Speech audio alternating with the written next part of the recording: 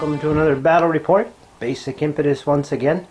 This time I'm going to change it up. I'm going to have the Feudal English going up against the Scots Isles under Wallace. So we're going to see some Scots pikemen on the field today. Again, it's basic impetus, and I've yet to lay out the terrain. I have the armies at the ready. So let me show you the armies and show you what's going on. First up, we got the English. Starting from the right, I've got 3 units of longbows. They're missile troops. I've got 2 units of knights, and the one on the left is the general. Next to them, I have a small skirmish unit, slingers.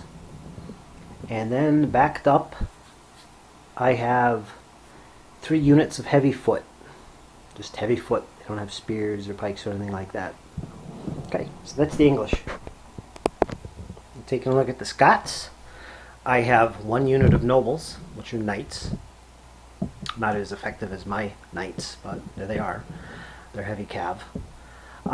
Then I've got 6 units of heavy foot, which are all pikes, and they have the special rules that Scots have. They won't become disordered if they're attacked on the flank or the rear, that kind of thing. And they can form large units. Next to them, I have the missile troops, and they're armed with short bow. No, they're not missile troops. They're actually light foot, and they are armed with short bows, and they're also impetuous. And next to them, I have the skirmishers. So these guys right here are the impetuous dudes, armed with short bows. There they are. Okay, folks, let's see what the table is going to look like and roll for attacker and defender. Okay, the red dice are the English, the white dice will be the Scots, and this is to see who will be the attacker and who will be the defender. Both sides roll 2d6, and they add the number of cavalry units they have in their army. So the Scots will add 1, the English will add 2. And there's the roll. And we have for the English a total of 6 plus 2, it's 8. For the Isles dudes, the Scots, they have 6, 7, 8, 9, 10. So they win. So the attacker is the Scots. English will be setting up the table. Okay, folks, everything's deployed. The Scots are on the right, and the English are on the left. And the terrain has been laid out. Okay, there's about 4 pieces of terrain on the table. Way up top on the English left is a built-up area which is impassable. Nobody can move in it. There's a road running across the battlefield, and 2 woods were put down here and kind of clustered together into one. So that's difficult ground there. I don't think terrain is going to play a big role in this game. The armies are basically deployed between those pieces of terrain, so I imagine the fighting is going to be there. Okay, let's take a look at the deployments. Okay, starting with the English. They have a nice big long central position here. They've got their 3 missile troop units in the middle, longbows. Flanking them on the right is the general, for heavy cav, knights, preceded by some skirmishers with sling to protect them on the way in. On their right they have some heavy foot. Down here as a reserve we have some more heavy foot, and a 3rd unit of heavy foot is also on the left wing. And of course over here we got the 2nd unit of English knights, once again putting themselves in a position to outflank the Scots. So we'll see what happens if they can get around there.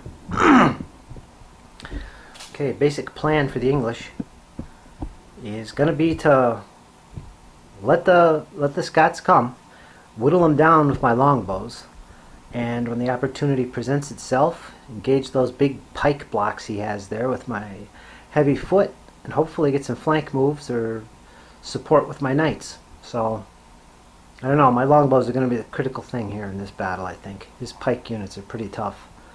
Well, let's take a look at the Scots, see what they got. Okay, and there's the Scots. Let's see, over on their left flank they have 2 large units. They opted for they have the option of forming their pikes into large units, so they have not 4 but 2 units formed into large units, and these are pikes, so they have these. Here's another unit of pikes, not a large unit. and a second one over here of pikes, again heavy foot, and they're not in a large unit. He does have some impetuous light infantry over here armed with short bow on the flank. And in the middle is the general, nobles, heavy cavalry, knights, preceded by some short bow B skirmishers to protect them on the way in. So yeah, that's their layout. Basically what's going on here is that the Scots, with their large pike units, for one thing, because they're large pike units, they are automatically disordered if they move. So it's a very strong defensive position. I don't know if he's going to hold back or if he's going to advance, but if he does advance with them, they're going to be disordered. The smaller units of pikes, these two over here, don't suffer that because they're not large units. So they can move and they won't be disordered. However, a Scots special rule with their pikemen is that they are not considered disordered if they're attacked in flank or rear. So it's a nice all-around position. They can form a nice little pike block. It's a good overall defensive formation, but it's not too keen on moving a lot, so we'll see what happens with that. I think what's going to happen here, he's going to have to pay attention to that knight unit up there that might be making a flank move, but who knows, maybe they could be taken out of the battle if they try it. It is quite a long distance. Basically, I think I'm just going to have to get the bulk of these troops here on the right as close to the enemy as possible and try and break through his longbows.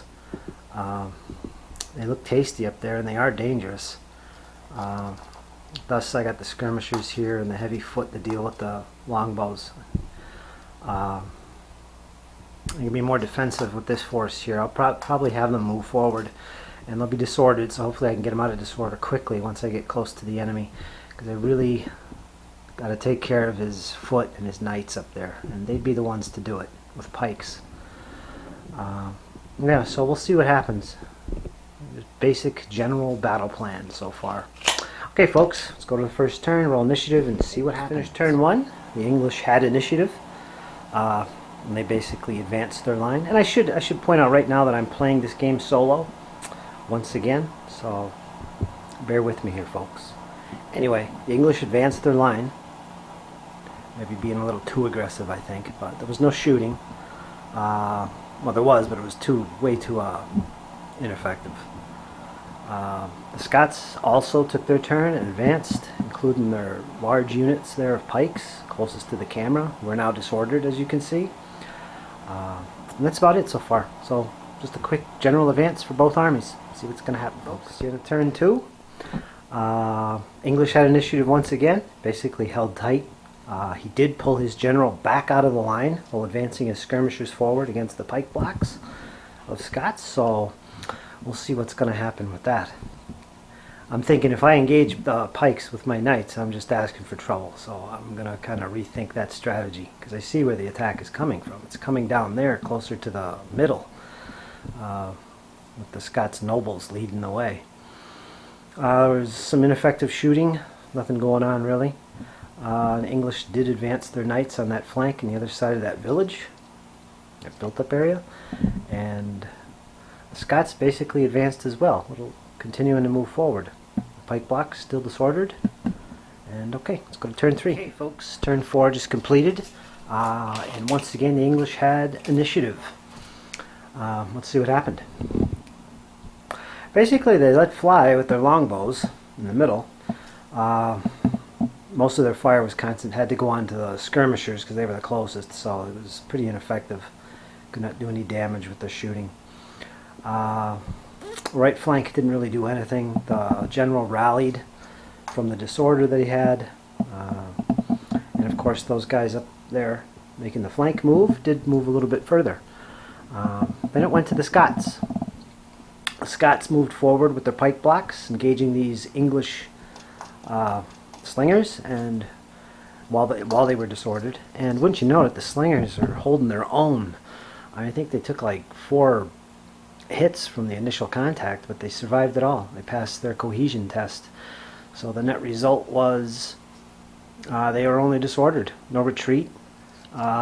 This unit of Scots here Didn't take any damage either, but it did take one because it was disordered and already disordered, so it took a hit, so it's no longer fresh for the game. No impetus bonus for them.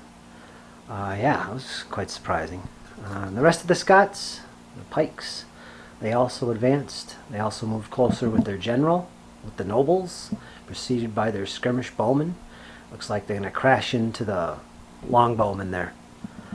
And they did a little shooting up here with their impetuous bowmen. Looks like there's going to be a little clash of arms up there. And okay, let's go and see what happens in the next turn, folks. Okay, folks, end of turn 5, and it's getting interesting.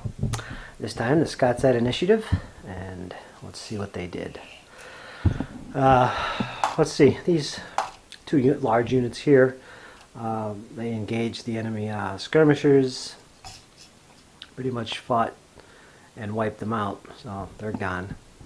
As you can see over there, skirmishers, slingers are gone, so that took care of the English slingers, which is amazing. Actually, they actually held them up a turn.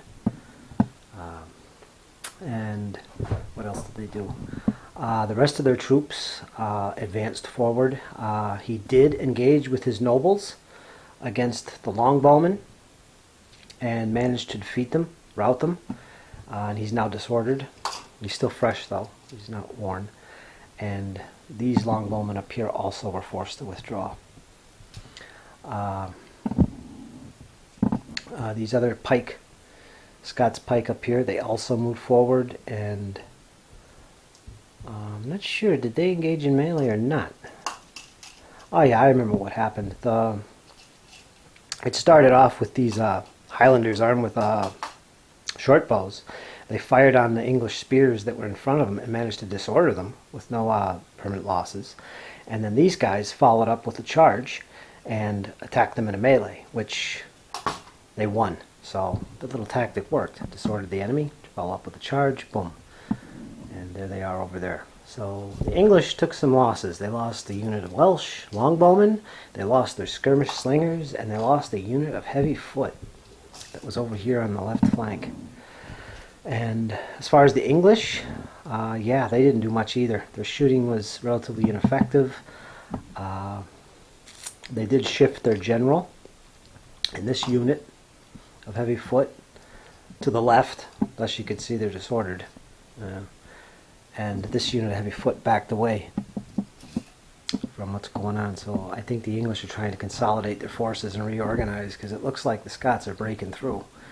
And the only thing holding them or slowing them up now is just 2 units of Welsh longbows. And I don't know, the English are going to have to get something going. And they definitely need to get that unit of knights in action, which the Scots are pretty much just ignoring. But if they can get into the battle soon, you know, the tide could change. And yeah, so there they are, folks. That's the casualties. And I believe that's demoralization value for the English is at 3 right now. And I think the end point is 7. Yeah. Okay, folks. And the Scots have 0 demoralization. So, okay, folks, let's go to the next turn. Okay, folks, end of the turn. I think I skipped a turn. So I think this is actually the end of turn 5.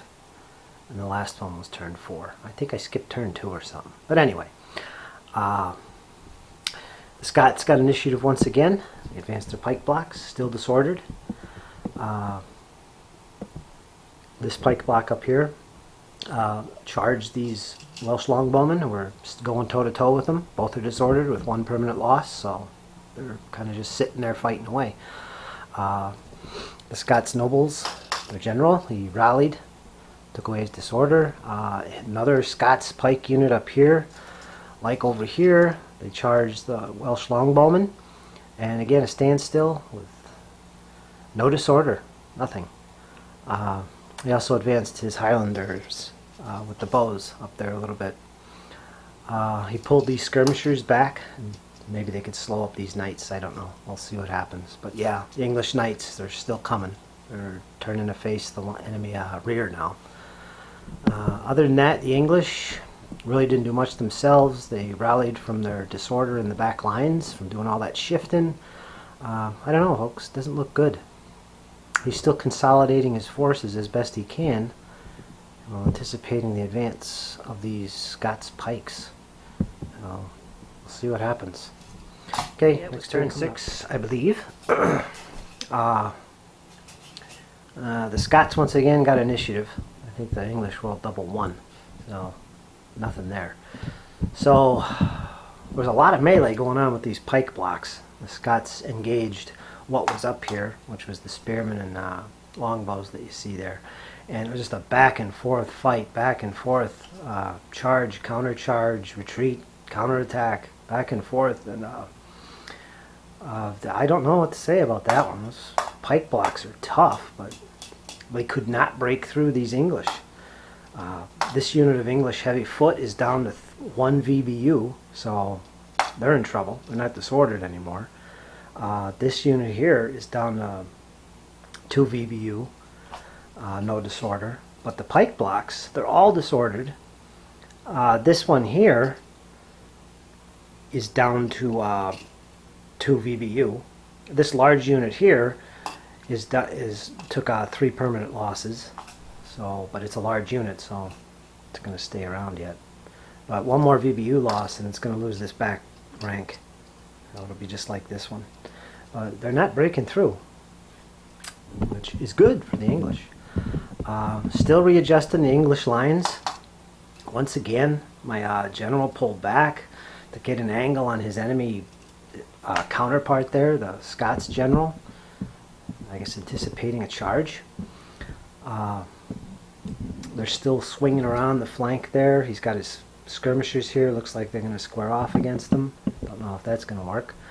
That whole side up there, the Scots are pretty much in disorder except for their bowmen. And facing them is just that 1 unit of heavy English foot right here. And they have no disorder. No permanent losses either. So it's kind of standing still right now. I think the English are being a little bit reluctant to engage. They keep pulling back, rallying, trying to consolidate themselves as these ponderous pike blocks make their advance. And in a way, even the Scots are kind of taking a breather, rallying some of their troops. So the next turn or two is probably going to tell the tale. As I said before, I believe the English are at 4 demoralization points. They lost 4 points worth off their army demoralization value. So, and the Scots have lost nothing yet so far. Those pike blocks are looking fragile. At least the one, small one. Okay, folks, go to the next turn, see what happens. Okay, folks, another turn gone by. I believe that's 7. I can't remember. I lost track. But anyway, initiative went to the Scots this time. And they basically engaged... Let me get my thing here. They engaged the right of the English lines over here and with their pike blocks and managed to put that last unit of heavy foot, English heavy foot, in route. So they're gone from the game. The English returned with some longbow fire on this large unit here, which managed to take out the back second rank of that large unit. So it's no longer considered a large unit. So they did take a loss there. Not a full unit, though. Let's see what else is going on here. The English finally committed their king, or their general, to the battle. He wheeled and launched an attack here. He should be disordered. I should mark him as disordered for that. But he did make contact with the French general. They fought, and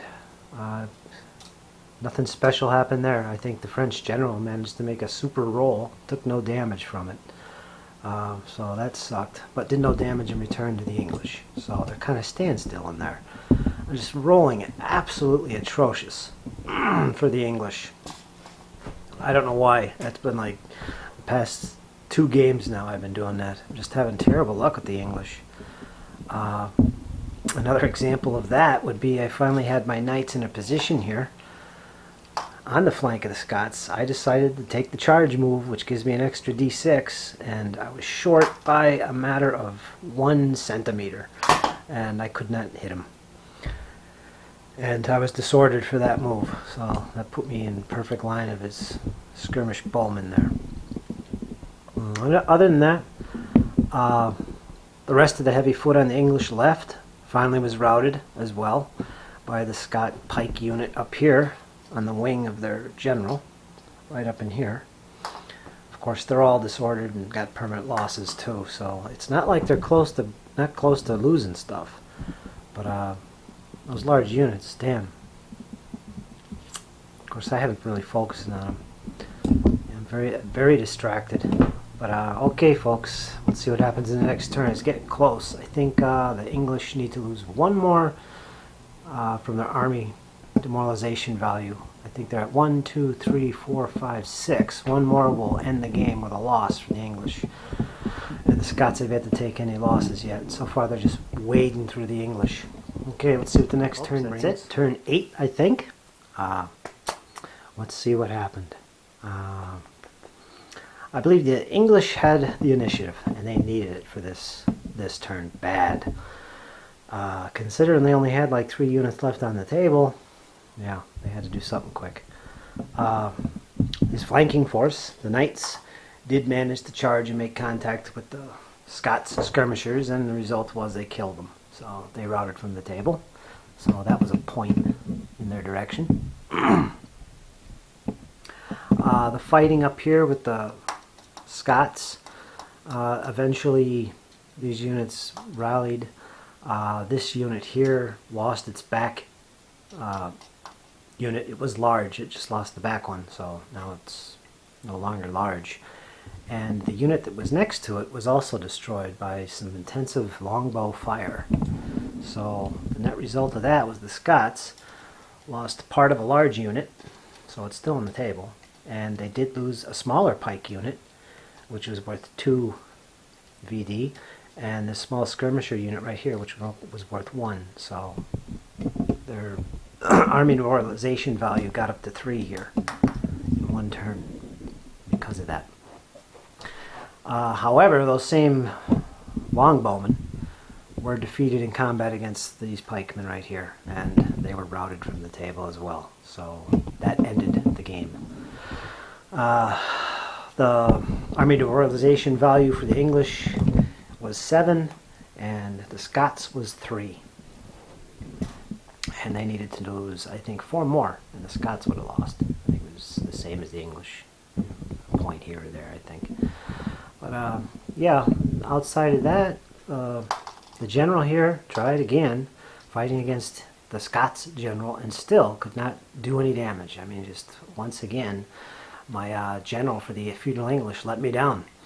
Just his guys there are just not proving their worth. He couldn't do the damage he wanted. He charged, he was fresh, and he couldn't do anything. The second time around, he was disordered, couldn't do anything. He took a point of loss, permanent loss, in fact. So that's what happened there, folks. I don't know. I'm having a bad run with my Feudal English. Let's take a little closer look at the action.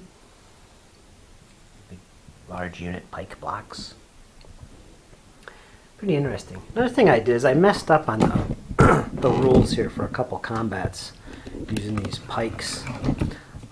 What I was doing is, for a couple combats anyway, these large units, I was using the VBU of the back unit, which was taking damage. I think one of them had a VBU of 2, and the front one had 4. And normally in the rules, you use the VBU of the front one, not the one in the back. I think I did that a couple times. That might explain why the pike assault wasn't so effective, you know, after the first run into the combat. I don't know. They did pretty good. Pretty scary. These large units. They can absorb a lot of damage. Yeah, I think my dice were sucky, as usual, for the English. Got a little fancy with the outflanking move. I could have definitely used those knights somewhere else in the battlefield. I mean, I could tell. I was close to getting some points here for the English. I just didn't have the troops. I got myself caught in a bad deployment. I wasn't sure how I was going to handle these pike formations of the Scots, so I got nervous with that. Pulled my guys back, tried to build up a center position better. The net result is right there. I lost all my heavy infantry and eventually all my shooting capabilities, even my slingers. So yeah, that was that. I definitely like to play against this army again. Scots are pretty interesting. They really don't have cav, but I don't know. Pike blocks are interesting. I never really played them, actually, in basic or full impetus, so it was a new experience for me. Alright folks, I hope you enjoyed another battle report for basic impetus. It's really a fine game, really wonderful. Really has the feel of ancient medieval battles, so I highly recommend it. Alright, if you have any questions in the game, full impetus or basic or whatever, let me know, message me. And again, check out my how-to series I'm doing on basic impetus, which will show you everything and getting started and how to play and go into the details about the rules. They're free to download, so check it out, my friends. Thanks for watching. Until next time.